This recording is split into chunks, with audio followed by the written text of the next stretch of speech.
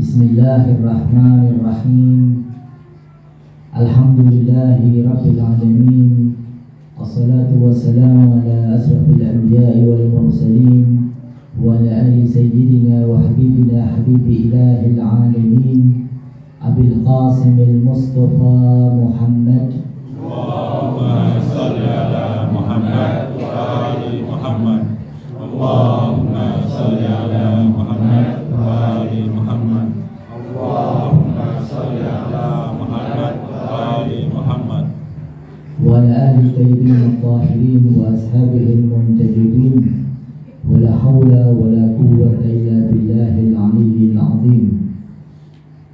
Assalamualaikum ya Aba Abdillah wa ala al-arwah allati hallat bi fina'ik.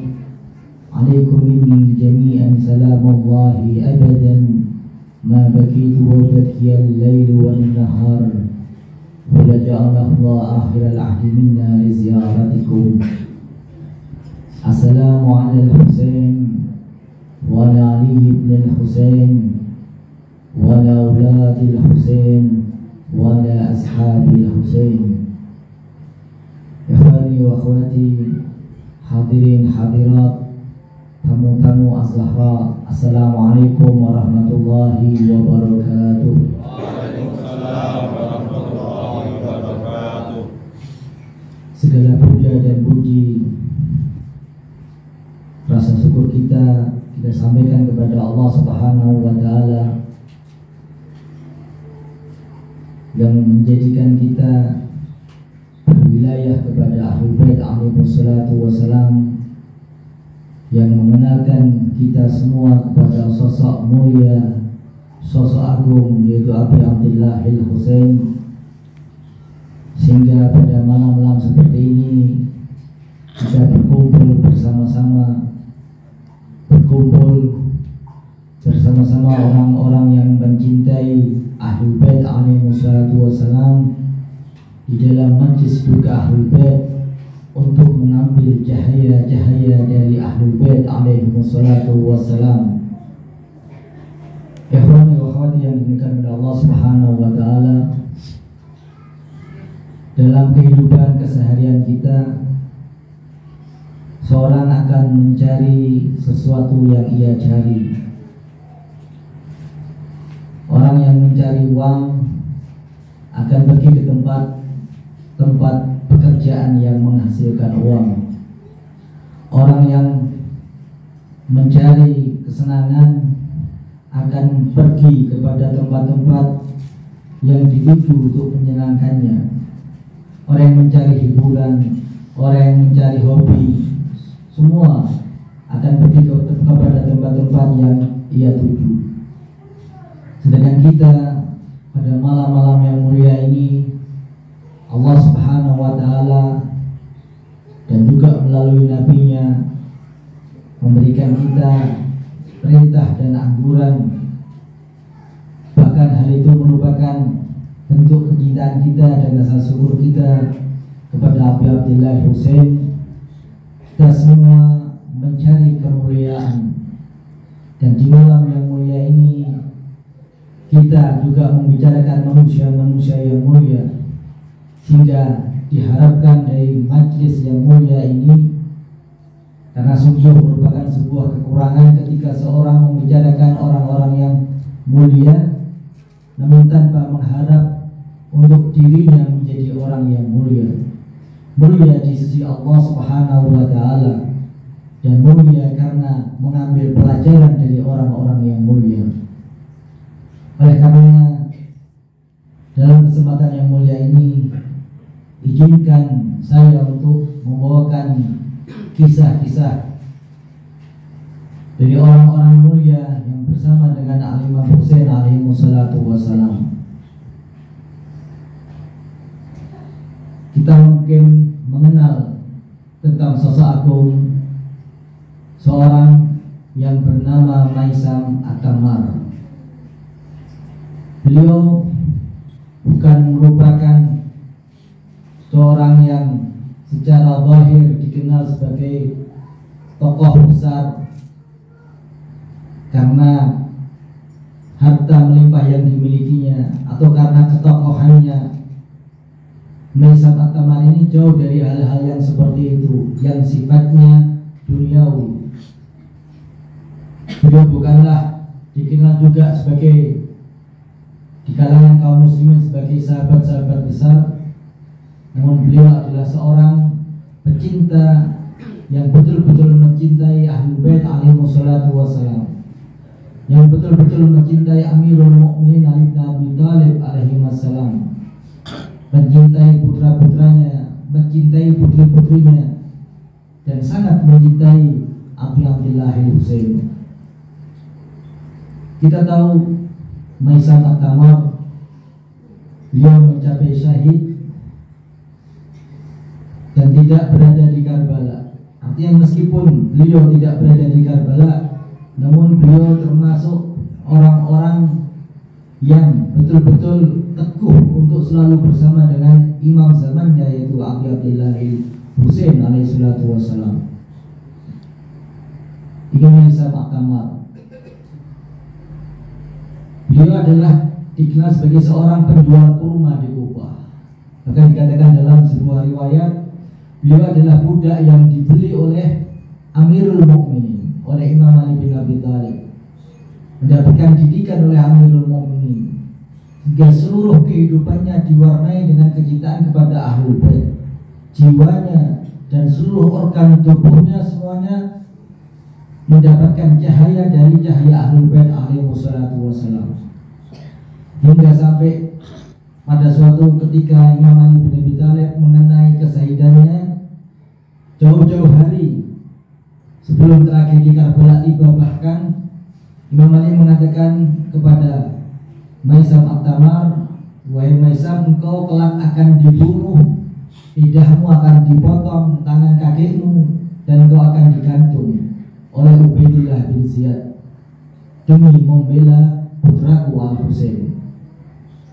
Cerita ini disampaikan beberapa orang, namun tentunya tidak banyak orang yang menerima cerita yang disampaikan oleh Maisam At-Tamar. Jadi Maisam At-Tamar di zamannya bahkan sampai disebut orang yang berlebihan atau orang gila.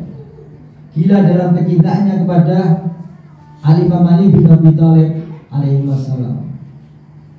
Dan tidak jarang semua hal-hal yang disampaikan oleh Maisam At-Tamar itu terjadi dalam kehidupan nyata. Ini adalah salah satu karamah yang dimiliki oleh Maisam At-Tamar, sehingga beliau menjadi salah satu sahabat-sahabat pilihan dari Amirul Mukminin. Bukan tokoh besar, bukan pengusaha, namun beliau menjadi termasuk orang-orang pilihan dari sahabat-sahabat utama dari Amirul Mukminin. Dan selanjutnya begitu mencintai putranya Al-Imam Hasan dan Al-Imam Husain alaihi salam. Dan sungguh ketika utusan Al-Imam Husain Muslim bin Aqil tiba di Kufah, istri Maisam At-Tamar sangat menyambutnya dengan sahabat-sahabat pecinta yang lain, hingga singkat kata Maisam At-Tamar ini dipanggil oleh Ubaidillah bin Ziyad karena apa? Karena ia terus mengajak masyarakat Kufah, menyadarkan masyarakat Kufah, dan membangkitkan masyarakat Kufah untuk bangkit membela Abi Abdillah. Maisam At-Tamar memiliki lidah yang fasih, lisan yang fasih, fasih dalam berbicara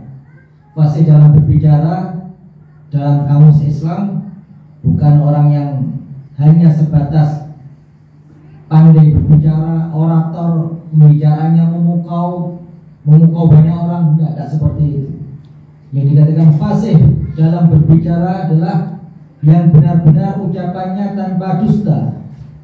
Ucapannya adalah kebenaran, penuh dengan hikmah, penuh dengan argumentasi, dapat membungkam melawan siapapun dengan dalil-dalil Al-Quran, dengan dalil-dalil logika. Ini adalah yang dimaksud dengan lisan yang fasih. Ucapannya adalah ucapan kebenaran, dan hal ini dimiliki oleh Maisam At-Tamar. Dan dengan lisannya dimanapun tempat, beliau selalu menyampaikan kebenaran tentang Ahlul Bait dan membangkitkan masyarakat untuk membela Abi Abdillah Husain. sehingga konsekuensi dari yang dilakukan oleh Maisam At-Tamar adalah benar.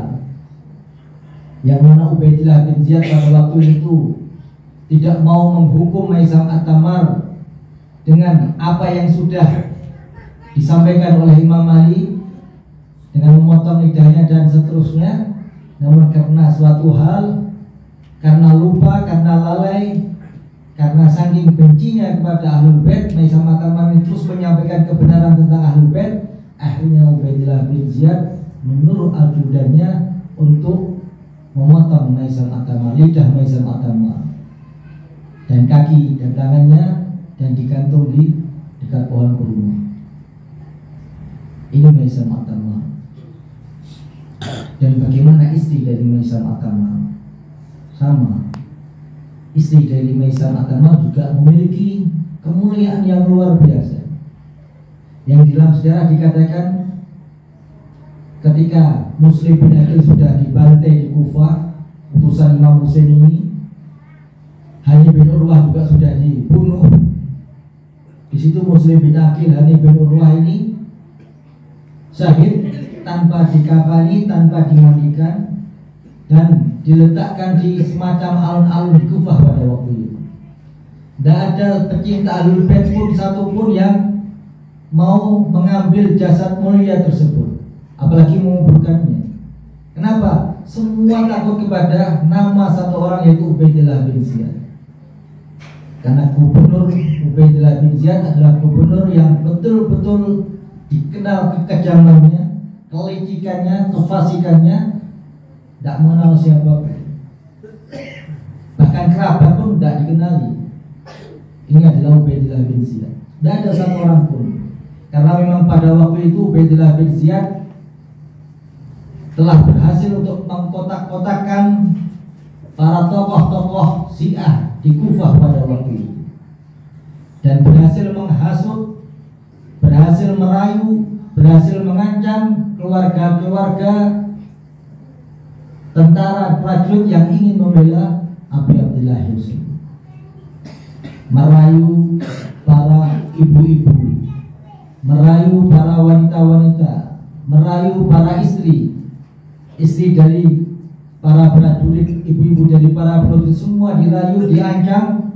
Untuk apa? Supaya menghalangi putranya, menghalangi suaminya untuk membela Abi Abdillah Husain. Dan pada suatu malam, siapa yang mengambil jasad mulia ini adalah istri dari Maisam At-Tamar, didikan dari Amirul Mu'minin. Diambil jasad tersebut, dirawat dan dimakamkan di dekat Masjid Kufah. Dan mudah-mudahan antum semua bisa berziarah ke sana. Di dekat Masjid Kufah semua ada pahlawan-pahlawan, orang-orang yang bersama dengan Imam Husain, mulai dari Sayyidina Muslim bin Aqil, Mukhtar As-Saqafi, Hani bin Urwah, dan yang lainnya, termasuk Maisam At-Tamar. Sebelum masuk ke Masjid Kufah sudah ada sebuah tempat seperti rumah, sudah adalah makam dari Maisam At-Tamar. Beliau di zamannya tidak dikenal sebagai siapa-siapa, namun kecintaannya kepada Ahlul Bait yang menjadikan beliau menjadi orang yang sangat mulia, dan sejarah mencatatnya dan namanya harum hingga saat ini. Dan terbukti kita semua pada malam hari ini membicarakan kemuliaan Maisam At-Tamar. Ikhwan wa akhwati yang dimuliakan oleh Allah Subhanahu wa taala. Kisah yang kedua yang sering kita dengar bersama di dalam maktal Habib ibn Mazahir adalah orang yang juga bersama dengan Imam Husain, namun memiliki rezeki beliau berada di Karbala. Padahal semestinya beliau tidak mampu untuk menuju kepada Karbala. Kenapa? Karena ketika Muslim bin Aqil sudah dibunuh dan semua ajudan-ajudan, panglima-panglima dari Ubaidillah bin Ziyad menutup pintu kota Kufah pada waktu itu, sehingga orang-orang yang ingin pergi membela Imam Husain ditutup, tidak bisa. Dan orang-orang yang di Karbala juga tidak bisa menuju kepada Kufah. Semua pintu, jalan-jalan umum atau jalan-jalan khusus semua ditutup oleh Ubaidillah bin Ziyad. Dan Muslim bin Ausajah dan Habib bin Mazahir yang dari suku yang sama, Al-Asadi, beliau mampu pergi ke Karbala dengan jalan cintanya kepada Abi Abdullah Husain. Namun dikatakan dalam riwayat, ketika tatkala Habib bin Mazahir ini mendapat surat khusus dari Imam Husain, tentunya hanya orang-orang khusus yang mendapatkan surat dari Imam Husain. Di situ Imam Husain dalam suratnya menyuruh untuk Habib bin Mazahir untuk bergabung bersama Imam Husain. Hal ini menunjukkan karakter luar biasa yang dimiliki oleh siapa? Habib bin Mazahir. Kecintaannya kepada Rasulullah, kecintaannya kepada Imam Ali, kepada Imam Hasan dan kepada Imam Husain yang tidak pernah diragukan lagi. Seketika itu, ketika Habib bin Mazahir tahu kondisi Kufah pada waktu itu sudah tidak memungkinkan, penuh dengan pengkhianat, penuh dengan cinta-cinta palsu, akhirnya Habib bin Mazahir tidak berani berbicara kepada siapapun tentang keinginannya untuk pergi ke Karbala. Sampai istrinya ini mengatakan kepada Habib bin Mazahir, "Wahai suamiku, apakah kau tidak mau pergi ke Karbala untuk membela Imam Husain?" Dijawab oleh Habib bin Mazahir, "Bagaimana aku bisa pergi? Aku ini sudah tua. Lebih baik aku bersamamu di sini di Kufah," kata Habib bin Mazahir. Apa artinya? Artinya bahkan istrinya saja tidak disampaikan apa keinginannya dari Habib bin Mazahir. Artinya Habib bin Mazahir tidak ingin berbicara tentang isi hatinya kepada istrinya sendiri. Kenapa? Takut kalau istrinya tidak kuat atau tidak setuju atau tidak sepakat. Itu yang pertama. Yang kedua, membuktikan pada kondisi pada waktu itu betul-betul mata-mata Ubaidillah bin Ziyad ada di mana-mana. Di dalam keluarga ada, di dalam kerabat ada. Sehingga keinginan untuk bersama Imam Husain menuju Karbala pada jalan yang khusus dirahasiakan oleh Habib bin Mazahir, bahkan terhadap istrinya sendiri. Namun kita lihat bagaimana istri dari Habib bin Mazahir. Istrinya mengatakan, "Wahai Habib, bukankah kita mendengar bahwa Imam Husain adalah penghulu pemuda surga? Alasan apa engkau tidak ingin bergabung membela kepada Imam Husain?" Bahkan dalam riwayat lain dikatakan ketika Habib bin Mazahir mengatakan, "Aku tidak mau ikut bersama Imam Husain," di situ istrinya membuka kerudungnya dan kerudungnya diletakkan di kepala Habib bin Mazahir. "Kalau begitu, jadilah engkau wanita dan engkau tinggal di sini bersamaku. Karena sungguh ketika aku seorang pria akan pergi untuk membela Abi Abdullah Husain." Baru ketika Habib bin Mazahir tahu keteguhan istrinya, keimanan istrinya terhadap Ahlul Bait alaihi salatu wassalam, baru Habib bin Mazahir menyatakan keinginannya untuk bergabung dengan Imam Husain. Dan Habib bin Mazahir sampai kepada tujuannya mencapai syahadah bersama Abi Abdullah Husain. Kisah yang ketiga, di malam 10 Muharram, ada seorang sahabat Imam Husain yang bernama Muhammad bin Bashar. Tatkala itu setelah semua berbaiat kepada Imam Husain, di situ Muhammad ini berdoa, "Ya Allah, berilah pahala untukku atas musibah yang menimpa diriku dan anakku." Seketika itu terdengar oleh Imam Husain, "Wahai sahabatku, engkau berdoa seperti itu, apa tujuan dari doamu?" Dijawab, "Wahai Maulaku, sesungguhnya aku telah mendengar bahwasanya anakku ditawan sekarang di kota Rai. Anakku sekarang ditawan." Arti anaknya ditawan, ditangkap adalah anaknya disiksa dan boleh jadi dibunuh pada waktu itu.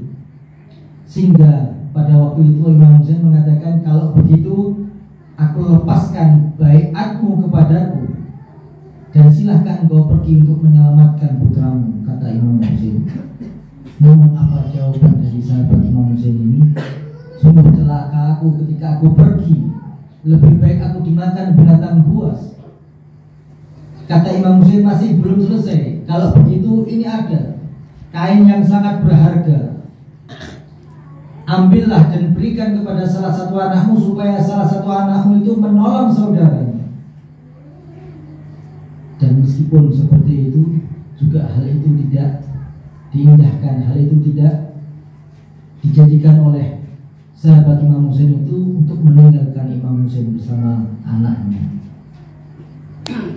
Semua kisah-kisah yang kita dengar bersama yang saya sampaikan tadi adalah kisah-kisah yang luar biasa. Kisah-kisah yang menunjukkan bagaimana sebuah hubungan keluarga dibangun atas wilayah kepada Ahlul Bait alaihi wassalatu wassalam. Hubungan suami istri, anak, keluarga dibangun dengan bangunan keimanan kepada Allah, kepada Rasul dan Ahlul Baitnya, sehingga memiliki loyalitas yang luar biasa tinggi. Pertanyaannya bagi kita semua, ketika kita di dalam majlis-majlis semacam ini, yang mana salah satu perintah dan pelajaran yang dapat kita ambil adalah bagaimana kita bisa menjadi seorang mukmin sejati, seorang yang berwilayah kepada Ahlul Bait alaihi wassalatu wassalam. Buah dari iman, buah dari wilayah. Apa buah dari iman dan buah dari wilayah? Yang dapat menunjukkan bahwa kita memang orang yang beriman dan berwilayah kepada Ahlul Bait alaihi wassalatu wassalam. Karena segala sesuatu memiliki tanda, segala sesuatu memiliki bukti, segala sesuatu menunjukkan alamat bahwa orang ini adalah orang mulia atau orang hina. Ketika kita meyakini bahwa orang mukmin sejati, orang yang berwilayah kepada Ahlul Bait alaihi wassalatu wassalam adalah orang yang mulia karena mereka mengikuti orang-orang yang mulia, maka sebaliknya orang yang hina adalah orang yang meninggalkan Ahlul Bait alaihi wassalatu wassalam. Pikirannya meninggalkan Ahlul Bait, cita-citanya meninggalkan Ahlul Bait, keseharian dalam hidupnya meninggalkan Ahlul Bait alaihi wassalatu wassalam. Buah dari iman yang pertama adalah akhlak, akhlakul karimah, akhlak yang mulia, karakter jiwa yang mulia. Ini adalah buah dari iman. Tidak mungkin orang dikatakan beriman, tidak mungkin orang dikatakan berwilayah kepada Ahlul Bait namun tidak memiliki akhlak yang mulia. Akhlak banyak, tidak terhitung akhlak yang mulia, sifat-sifat akhlak yang mulia. Orang yang dermawan adalah orang yang memiliki akhlak yang mulia. Orang yang tidak pernah menyakiti orang lain adalah orang yang memiliki akhlak yang mulia. Orang yang punya kedisiplinan tinggi adalah orang yang memiliki akhlak yang mulia. Orang yang suka menolong orang lain adalah orang yang dikatakan sebagai orang yang memiliki akhlak yang mulia. Penuh. Namun ada satu sifat, yang sifat ini menjadi sebuah keharusan dari seorang mukmin, seorang yang berwilayah kepada Ahlul Bait alaihi wassalatu wassalam. Sifat yang sangat menonjol. Bahkan sifat ini adalah salah satu sifat yang melekat, yang dicirikan oleh Allah Subhanahu wa taala dalam Al-Qur'an kepada wali-walinya. Bukankah kita semua mendengar ciri seorang wali Allah adalah ala inna awliya Allah la khaufun alaihim wa lahum yahzanun. Tidak takut terhadap apapun kecuali Allah Subhanahu wa taala. Sifat yang menonjol buah dari keimanan adalah keberanian. Keberanian dalam mengambil resiko, keberanian dalam menghadapi resiko-resiko yang ada, berani terhadap segala hal, tidak takut kehilangan sesuatu. Ini adalah ciri dari orang yang beriman. Dan kita lihat seluruh kisah yang saya sampaikan tadi menonjol sebuah sifat yang sangat menonjol. Apa? Wal baik Habib Ibn Mazair dan istrinya dan putranya, baik Maisam At-Tamar dan istrinya, keberanian dimiliki baik seorang wanita atau seorang lelaki, apapun jenisnya. Keberanian. Kita lihat ketika kita berbicara tentang setiap zaman ada Yazid, ada Imam Husain. Setiap zaman ada orang-orang yang bersama Yazid dan ada orang-orang yang bersama Imam Husain. Setiap zaman ada orang-orang yang mendukung Imam Husain dan yang mendukung Yazid. Setiap orang ada yang diam, tidak membela Imam Husain dan diam membiarkan kezaliman Yazid. Setiap zaman itu ada. Sehingga seorang muslim mukmin terdapat dua golongan. Sama-sama puasa, sama-sama sholat, sama-sama melakukan zakat, sama-sama beribadah kepada Allah Subhanahu wa taala, sama-sama bermunajat kepada Allah Subhanahu wa taala. Namun ada yang membedakan di sini. Yang satu takut resiko, tidak memiliki keberanian, dan yang satu memiliki keberanian dan tidak takut resiko apapun, tidak takut untuk kehilangan apapun. Ini adalah mukmin yang sejati, mukmin yang benar-benar berwilayah kepada Ahlul Bait alaihi wassalatu wassalam. Bahkan di era revolusi Islam Iran pada waktu itu, sebelumnya ketika Imam Khomeini menyuarakan dengan lantang teriakan untuk bangkit masyarakat Iran pada waktu itu, untuk bangkit melawan Shah, karena betul-betul kondisi Iran pada waktu itu terdapat moral yang begitu rusak, agama Islam dihinakan, para ulama dihinakan, Al-Quran dihinakan, bangsanya dihinakan, semua dijual kepada Israel dan Amerika oleh Shah Pahlavi. Perempuan, para wanitanya semuanya rusak. Dan di situ Imam Khomeini menyuarakan untuk semua masyarakat bangkit apapun resikonya. Dan siapa yang menghalangi Imam Khomeini? Dikatakan dalam sejarah salah satu yang sangat berat yang menghalangi Imam Khomeini adalah ulama-ulama yang sekelas Marja. Sebagian ulama yang sekelas Marja menghalangi Imam Khomeini dengan apa? Sekarang bukan waktunya bangkit, sekarang waktunya takiyah. Toh kita harus menunggu zuhurnya Imam Mahdi. Biarlah semua urusan kita kembalikan kepada Imam Mahdi. Karena kita akan kehilangan rakyat, karena kita akan kehilangan banyak manusia, banyak orang akan terbunuh, kata ulama tersebut, melemahkan semangat yang diperjuangkan oleh Imam Khomeini. Sekelas ulama, apalagi orang-orang yang mungkin awam,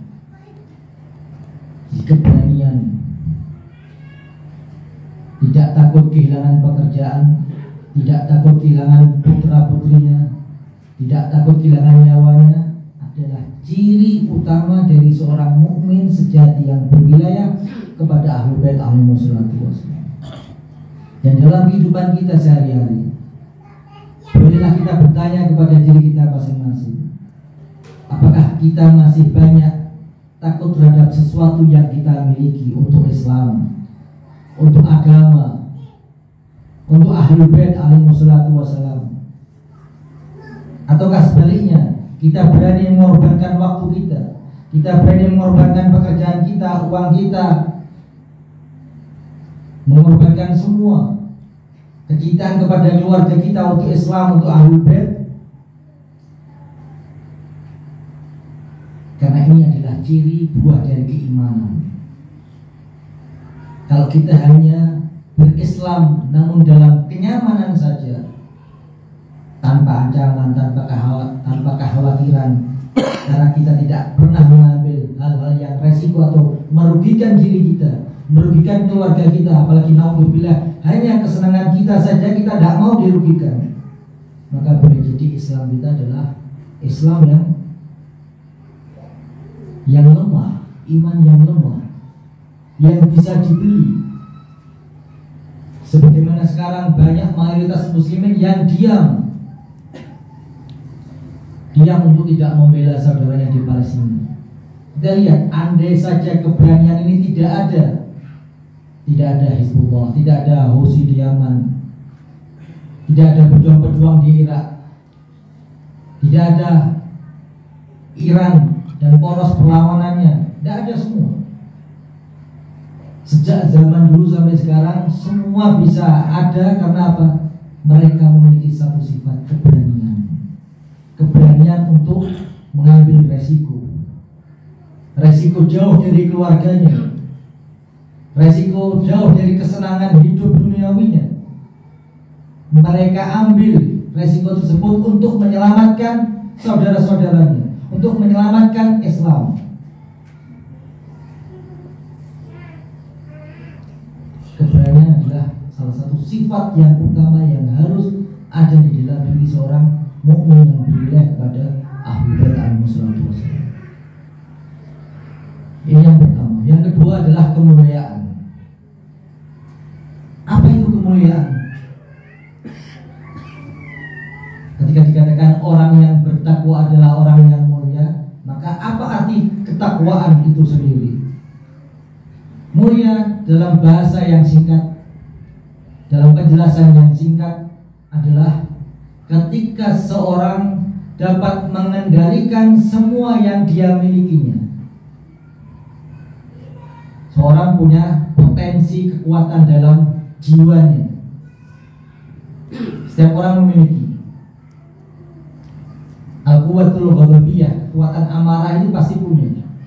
Orang yang bisa mengendalikan sifat amarahnya, dia akan menjadi mulia.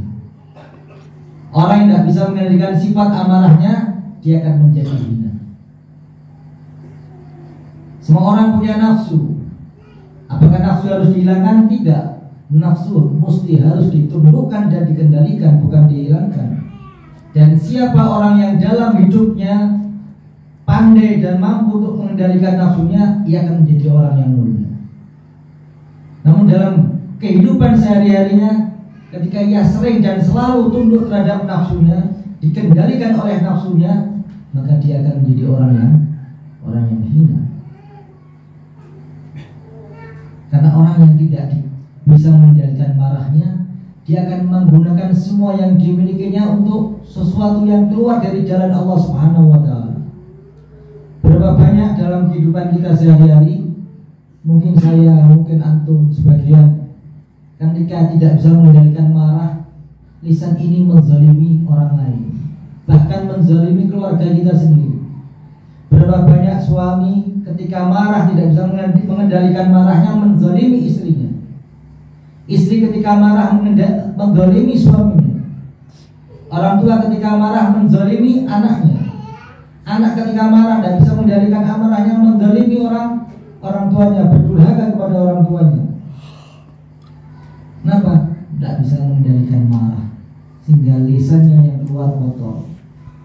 Apalagi na'udzubillah, dengan kewenangan yang dimilikinya, dia tidak mampu mengendalikannya karena amarahnya yang meluap.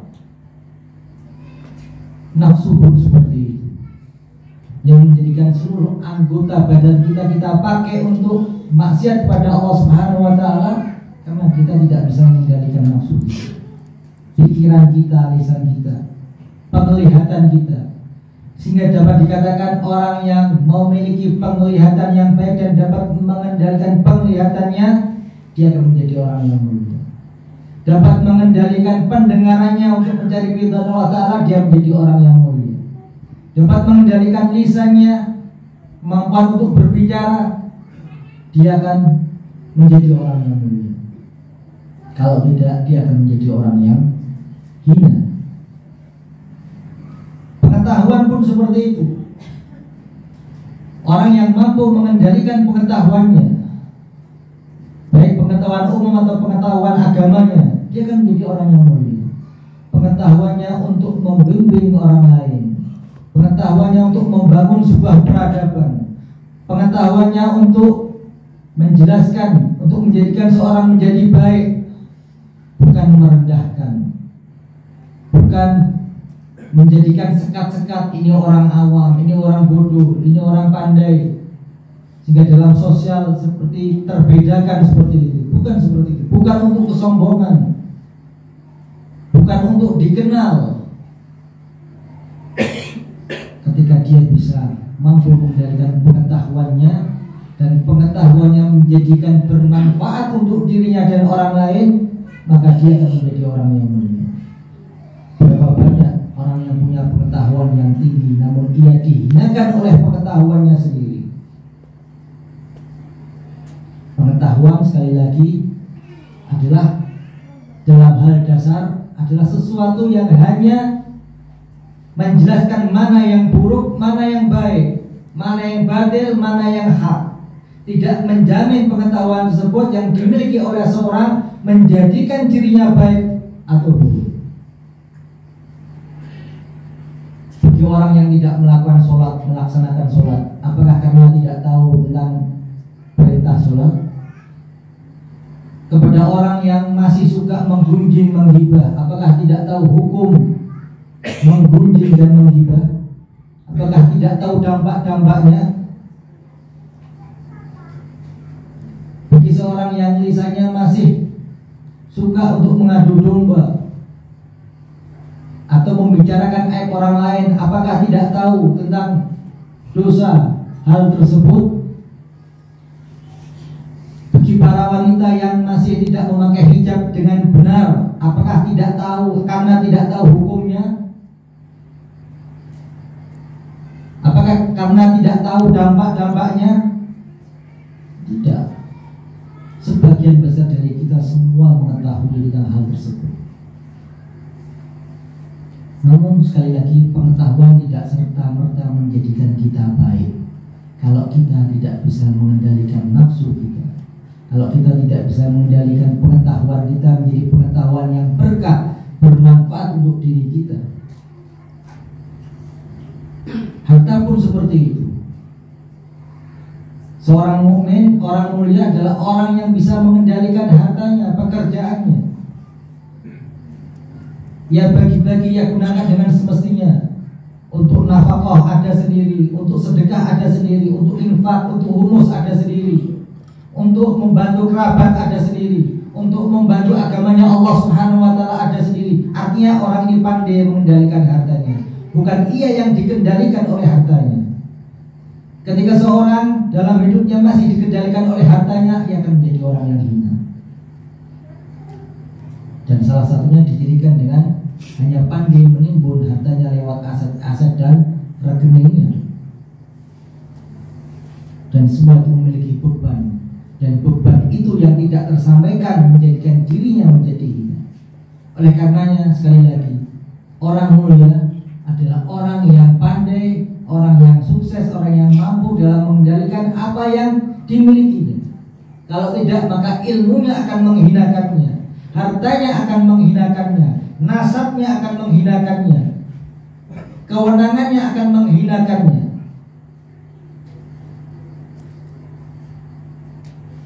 Orang yang mulia dan ciri seorang yang beriman, bertakwa adalah mereka orang yang mulia. Artinya orang yang mampu dalam mengendalikan apa-apa yang dimilikinya. Dan yang ketiga, ciri dan buah dari orang yang beriman adalah orang yang melaksanakan tugas dan kewajibannya penuh dengan tanggung jawab dan tepat pada waktunya. Orang mukmin sejati adalah orang yang dia menjadi orang yang penuh dengan tanggung jawab, melaksanakan kewajibannya, melaksanakan tugasnya, dan tepat pada waktunya. Kenapa saya sampaikan tepat pada waktunya? Mungkin kalian juga sudah menyaksikan dari ilmu-ilmu dan termasuk pesan yang disampaikan oleh Rahbar berkaitan dengan tragedi Abi Abdillah Husain. Salah satu yang membuat terbantainya Imam Husain adalah orang-orang yang tidak melakukan tugasnya, orang-orang yang tidak melakukan kewajibannya tepat pada waktunya. Seperti orang yang dikatakan dalam sejarah kaum Tawabin pasca setelah Imam Husain syahid, mereka orang-orang Tawabin begitu menyesal dan bangkit melawan Ubaidillah bin Ziyad pada waktu itu dan Muawiyah pada waktu itu, dan mereka semua gugur syahid. Namun kita lihat sejarah tidak memujinya. Kata sejarah tidak memuji orang-orang seperti At-Tawabin. Kenapa? Memang benar mereka syahid, memang benar mereka gugur, semuanya gugur di jalan untuk membela Imam Husain. Namun mereka terlambat dalam melakukan tugasnya. Andai kata mereka tidak terlambat, andai kata mereka yang tokohnya yang bernama Sulaiman waktu itu bergabung bersama Muslim bin Aqil, bergabung untuk membela Hani bin Urwah pada waktu itu, mungkin cerita sudah lain. Mungkin Imam Husain tidak jadi dibantai di Karbala. Begitu juga dengan Hakim Suraih, seorang hakim yang dipilih oleh Ubaidillah bin Ziyad dan disepakati oleh muslimin pada waktu itu, sebagian muslimin pada waktu itu, yang menjadikan apa? Tidak menyelamatkan Hani bin Urwah. Andai kata Hakim Suraih tadi itu mengatakan kalimat kebenaran, maka Hani bin Urwah tidak jadi dibunuh dan semua pengikutnya bisa berhasil untuk membunuh gubernur pada waktu itu yang belum kuat posisinya pada waktu itu yang berada di Kufah. Semua karena tanggung jawab yang tidak dilakukan pada tepat waktunya. Dalam kehidupan kita sehari-hari terdapat sebuah kalimat yang kalimat ini bisa menjadi salah dan bisa menjadi benar. Seringkali kita kalau melakukan sesuatu kebaikan termotivasi dengan sebuah kalimat, tidak ada kata terlambat.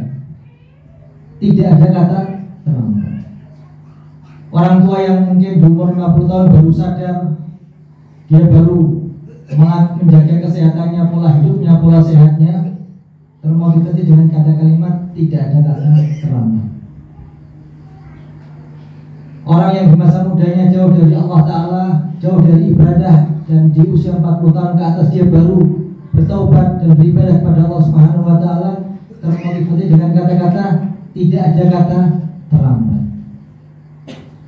Ketika kata-kata kalimat tidak ada kata terlambat dikaitkan dengan sesuatu yang daripada tidak dilakukan, benar adanya, hal itu dapat membuat motivasi. Namun yang ingin saya bicarakan adalah setiap hal, setiap peluang waktu yang dilewatkan, maka keberkahannya pun juga berkurang, efek pengaruhnya pun juga berkurang dalam kehidupan kita. Itu yang terpenting yang mesti kita harus pahami. Karena apakah sama orang yang sejak kecil, sejak muda menjaga kesehatannya, pola hidupnya, dengan orang yang di usia 50 tahun baru menjaga kesehatannya? Jauh berbeda. Organ-organ sudah lemah, organ-organ sudah rusak, jauh berbeda. Seorang pemuda yang mengetahui tanggung jawabnya untuk belajar ilmu agama misalnya, dengan orang tua yang baru belajar di usia 40-50 tahun, apakah sama? Sudah berbeda efek-efek yang dia dapat, pengaruh-pengaruh yang ia dapat, sangat berbeda. Orang yang berumah tangga misalnya, yang sudah mempunyai keluarga yang besar-besar, sudah memiliki cucu, baru belajar tentang ilmu rumah tangga misalnya, dengan orang yang ketika hendak menikah betul-betul belajar tentang ilmu rumah tangga, belajar tentang kewajibannya, tugasnya, apakah sama? Jelas berbeda. Efek pengaruh yang dia dapat jelas berbeda. Akan lebih bermanfaat orang yang jauh lebih mempersiapkan dirinya, mempersiapkan tanggung jawabnya, melakukan tugasnya, tanggung jawabnya terhadap kehidupannya. Orang yang memiliki tugas dan kewajiban untuk berbakti kepada orang tuanya misalnya, apakah sama yang sejak kecil ia menjadi orang yang bakti kepada orang tuanya, dan orang yang sadar tentang kewajiban baktinya dimulai dari usia yang 50 tahun? jelas berbeda. Mungkin orang yang sadarnya di usia tua 40 tahun, 50 tahun baru sadar tentang pentingnya berbakti kepada orang tua. Banyak hal yang sudah dilewatkan. Mungkin tenaga sudah mulai hilang, kesehatan sudah mulai hilang, harta semua sudah mulai hilang, sehingga peluang untuk membahagiakan orang tuanya pun juga banyak yang hilang, terlewatkan. Berbeda orang yang sejak kecil, sejak dini selalu paham tentang tugas dalam berbakti kepada orang tuanya. Dan banyak contoh-contoh lain dalam keseharian kita, dalam kehidupan kita. Seorang yang tahu tugasnya, tahu kewajibannya, maka akan menjadi orang yang sukses, akan mendapatkan keberkahan yang banyak dalam kehidupannya. Dan orang-orang ini adalah orang-orang yang mukmin sejati, orang-orang yang berwilayah kepada Ahlul Bait alaihi wassalatu wassalam. Sehingga saya ulangi lagi dari beberapa kisah yang telah kita dengar bersama. Sekali lagi, buah dari keimanan dan wilayah kepada Ahlul Bait alaihi wassalatu wassalam adalah munculnya, adanya sifat keberanian dalam hati seorang. Entah itu muncul karena bawaan sejak lahir, ada yang seperti itu, atau muncul karena dilatih. Muncul karena dilatih. Karena ada kalanya keberanian itu tidak berwujud dengan sendirinya. Ada kalanya melalui sebuah latihan demi latihan. Keberanian. Yang kedua adalah kemuliaan, artinya belajar untuk mengendalikan dari semua apa yang kita miliki untuk kita jalankan, kita beramal di jalan Allah Subhanahu wa Ta'ala. Dan yang ketiga, hendaknya kita dalam status apapun menjadi pribadi yang bertanggung jawab, pribadi yang paham akan tugasnya sebagai seorang ayah, sebagai seorang suami, sebagai seorang anak, sebagai seorang istri, sebagai seorang tokoh, sebagai tetangga, sebagai mubalik, sebagai apapun, sebagai pengajar, tahu tentang tugas, kewajibannya, dan semua itu akan dipertanggungjawabkan di mata Allah Subhanahu wa Ta'ala. Tanggung jawab terhadap Ahlul Bait, tanggung jawab terhadap agama, tanggung jawab terhadap saudara-saudara kita sekarang di Palestina. Orang yang paham akan hal ini akan menjadi orang yang layak untuk bersama dengan Abi Abdullah Husain. Ini yang bisa saya sampaikan, mudah-mudahan bermanfaat untuk saya dan antum semua. Dan sekali lagi, mudah-mudahan di malam-malam yang mulia ini kita jangan hanya hanyut dalam kesedihannya, namun kita berdoa kepada Allah Subhanahu wa Ta'ala. Mudah-mudahan Allah Subhanahu wa Ta'ala memberikan hidayah dan taufik untuk kita semua, supaya kita juga hanyut dalam amal-amal yang menjadikan ridhonya Ahlul Bait alaihi wassalatu wassalam, ridhonya imam zaman kita, sehingga kita bisa bersama-sama dengan imam zaman kita, yaitu Imam Al-Mahdi Al-Muntadhar ajallahu farajahu sayyid. Bismillahirrahmanirrahim. Allahumma ja'alna ma Muhammad wa ali Muhammad fi kulli afiyah wa bala, wa ja'alna ma Muhammad wa ali Muhammad fi kulli mathwa wa munqalab, wa ja'al mahyana mahyahum